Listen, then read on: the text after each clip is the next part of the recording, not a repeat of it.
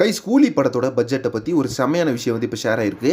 So இந்த பட்ஜெட்டில் என்ன சொல்கிறாங்க அப்படின்னு பார்த்தீங்கன்னா, கூலி படத்தில் கிட்டத்தட்ட தலைவர் வந்து 150 கோடி வாங்கியிருக்காரு அப்படின்னு சொல்லப்படுது. அதே மாதிரி லோகேஷ் கனகராஜ் பார்த்தீங்கன்னா டேரக்டருக்கான சம்பளம் வந்து 50 கோடி வாங்கியிருக்காரு. ஸோ இவங்களுக்கே பார்த்தீங்கன்னா கிட்டத்தட்ட வந்து 200 கோடி போயிடுச்சு. இன்னும் வந்து படத்தில் நிறைய ஸ்டார் கேஸ்ட் பண்ணியிருக்காங்க. அதே மாதிரி ஷௌபின் ஷஹீர், உபேந்திரா, நாகார்ஜுனா, சத்யராஜ் அப்படின்னு சொல்லிட்டு. ஸோ அதுவும் இல்லாமல் ஸ்ருதி ஹாசன் இருக்காங்க.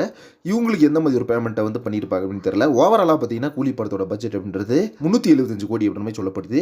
ஸோ ஆல்மோஸ்ட் பார்த்தீங்கன்னா 375 crores பண்ணி ஒரு படம் பண்ணுறாங்க அப்படின்னா கண்டிப்பாக அந்த படத்தோட பாக்ஸ் ஆஃபீஸ் வந்து வேற லெவலில் இருக்கும், தரமான சம்பவம் பண்ணும் அப்படின்ற எல்லா விஷயமும் சன் பிக்சர்ஸ்க்கு தெரிஞ்சுதான் பார்த்தீங்கன்னா இந்த அளவுக்கு ஒரு சம்பளத்தை வந்து போட்டிருக்காங்க. அதே மாதிரி இந்த அளவுக்கு ஒரு பட்ஜெட் போட்டு படத்தை எடுத்திருக்காங்க.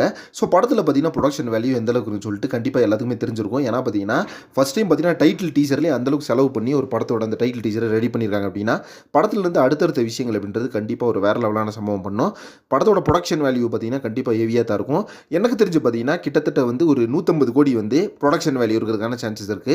ஸோ தலைவருக்கு பார்த்தீங்கன்னா 150 கோடி, லோகேஷ் கனகராஜுக்கு 50 கோடி போயிடுச்சு அப்படின்னா மீதி 175 கோடி இருக்குது. ஸோ இதில் வந்து சத்யராஜ், ஷௌபின் ஷஹீர், உபேந்திரா, நாகார்ஜுனா, ஸ்ருதி ஹாசன் இவங்களுக்கெல்லாம் ஒரு 75 கோடி போனாலும் ஒரு 100 கோடியில் பார்த்தீங்கன்னா படத்தை வந்து வேற லெவலில் எடுத்து முடிச்சிருப்பாங்க அப்படின்ற உண்மையான விஷயம்.